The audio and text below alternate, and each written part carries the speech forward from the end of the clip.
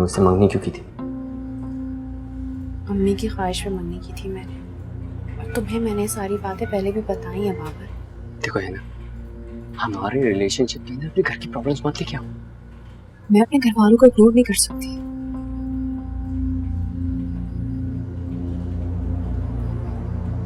तो ठीक है, तुम्हें डिसाइड करना पड़ेगा कि तुम्हारे नजदीक मेरी इंपॉर्टेंस ज्यादा है या तुम्हारी फैमिली की। बाबर,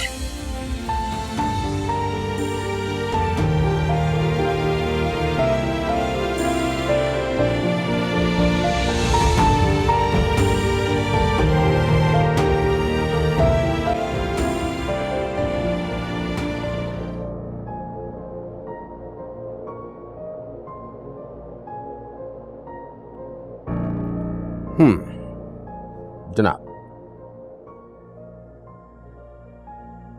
अच्छा वो अपने कमरे से बाहर निकला है। भैया मैं जहां भी हूं, अकीला की यादें, उसकी बातें, उसकी निशानियां वो हर तरफ है। तो मैं कब कहता हूं कि अकीला की यादों को जहन से निकाल दो। मैं सिर्फ इतना चाह रहा हूं कि अपनी जिंदगी को मुश्किल मत बनाओ। अच्छा तो बताइए क्या करूं मैं? अब तुम ये करो कि अपने हाथ से मुझे चाय बना के पिलाओ। अच्छा,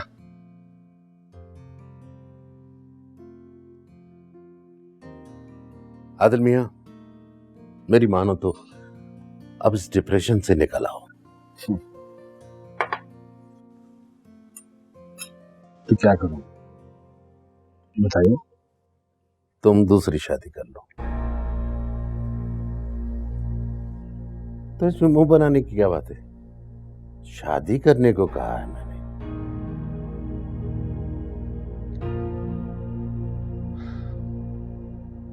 पॉसिबल नहीं है मेरे लिए, तो बिल्कुल पॉसिबल नहीं।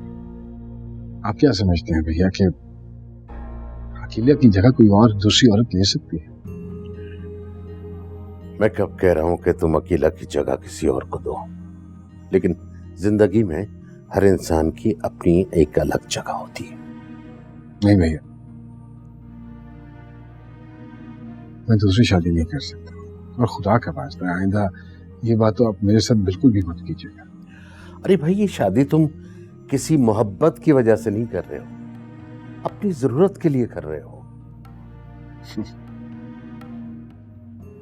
जरूर, आई एम श्योर कि ये मरियम और ज़ुहैब ने आपको इस बात के लिए उकसाया होगा, है ना? क्यों? मेरा अपना दिमाग नहीं है? मैं जानता हूं भैया, जब औलाद के ऊपर माँ बाप की जिम्मेदारी पड़ती है ना, तो फिर वो इसी किस्म के शोशे छोड़ती है। अरे भाई, कौन सी जिम्मेदारी? तो माशाल्लाह सेहतमंद हो, नौजवान हो, एक कामयाब बिजनेसमैन हो। यही जो थोड़ी बहुत वो मेरी लुक आफ्टर करते हैं, और क्या, और वो भी नहीं हो पा रही है उनसे। अब तुम कोई नन्हे काके तो हो नहीं कि जिसकी जिम्मेदारी उन पर आन पड़ी है। मैं सिर्फ ये कह रहा हूं कि तुम्हें कंपनी की जरूरत है, अपना वक्त शेयर करने की जरूरत है। देखो, ये कोई गलत काम नहीं है और न कोई गुनाह है जिसके लिए तुम इतना माइंड कर रहे हो।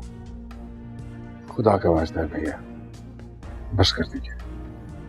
अब जानते हैं इस उम्र में अगर मर्द शादी करेगा तो सोसाइटी में मजाक बन के रह जाएगा, और मैं नहीं चाहता हूं कि मैं लोगों के मजाक का निशाना बनूं। मजाक का निशाना तब बनेगा आदमी जब खुद से बहुत ही कम उम्र लड़की से शादी करेगा। प्लीज भैया प्लीज, ये नॉनसेंस किस्म का टॉपिक है और इसको मेरे साथ डिस्कस करने में परहेज करें। ये नॉनसेंस सिर्फ तुम क्रिएट कर रहे हो। मेरी बात मानो, संजीदगी से सोचो इस बात पर।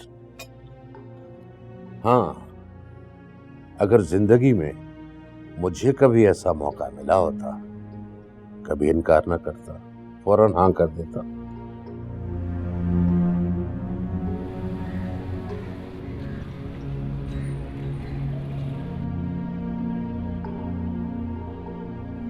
कैसे कटेगी ये जिंदगी? तुम्हारे बगैर बिल्कुल अकेला हो गया।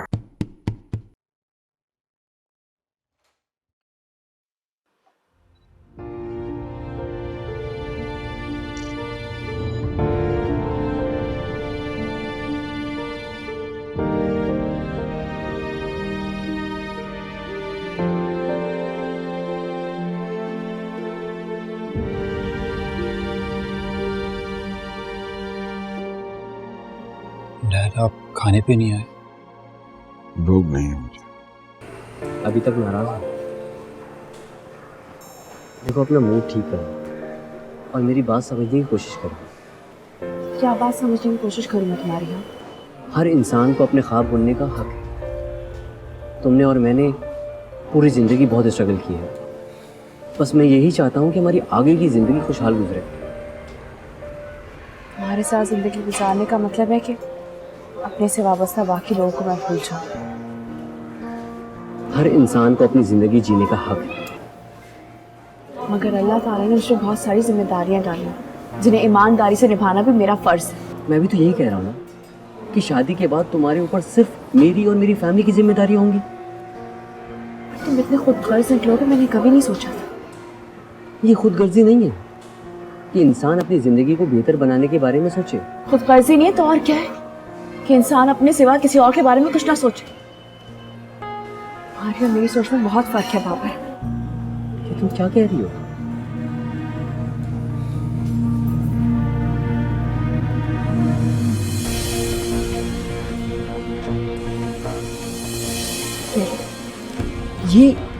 ये मैंने बहुत सोच समझ कर फैसला किया। हमारी जिंदगी में मेरे लिए कोई जगह नहीं बाबा। रीना, तुम्हें क्या हो गया है? ये कैसी बात कर रही हो तुम? तुमसे मोहब्बत निभाकर मैं घर वालों के साथ बेवफाई नहीं कर सकती और मैंने जॉब से भी रिजाइन कर दिया। क्या? रीना? रीना?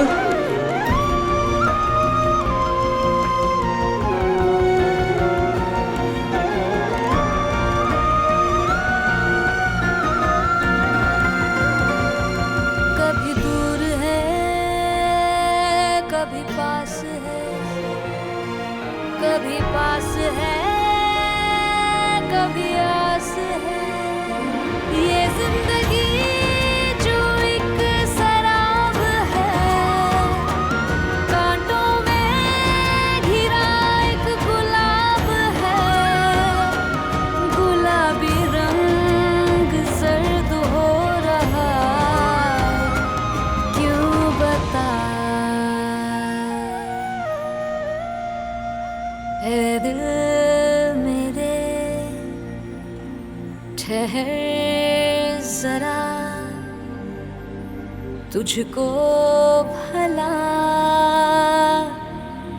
एहसास है। मेरे अपने 2 बेटे हैं और दोनों मैरिड हैं एंड वेल सेटल्ड हैं अमेरिका में। परफेक्ट। तो आप क्यों नहीं अमेरिका में सेटल हुई? मेरा वहाँ दिल ही नहीं लगा। बेटे और बहुएं जैसे वहाँ लाइफ होती है, जॉब्स पे चले जाते हैं और मैं तन्हा घर में बैठ के क्या करूँगी। तो इस घर में आप अकेली रहती हैं?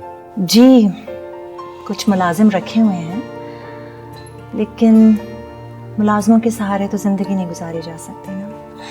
जी जी, ट्रू।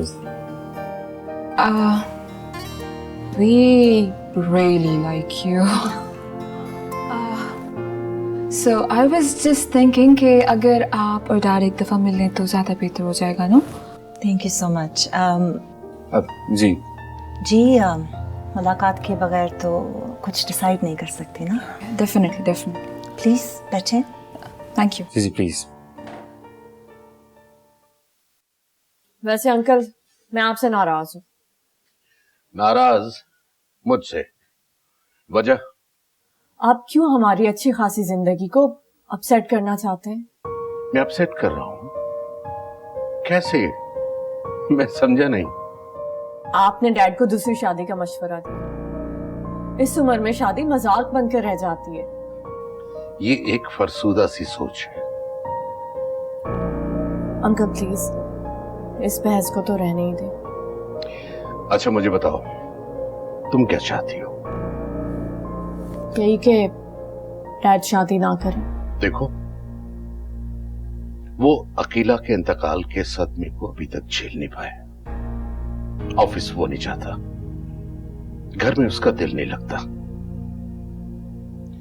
पल भर के लिए सोचूं कि अगर खुदा न खास्ता उसका भी तुम्हारी मां की तरह हार्ट फेल हो गया तो? बेटे, बाज़ औकात औलाद बहुत खुदगर्ज हो जाती है, मां बाप को अपने मफादात की नजर से देखती है। अपने अंदर से खुदगर्जी को निकाल कर सोचोगी तो बेहतर फैसला कर सकोगी।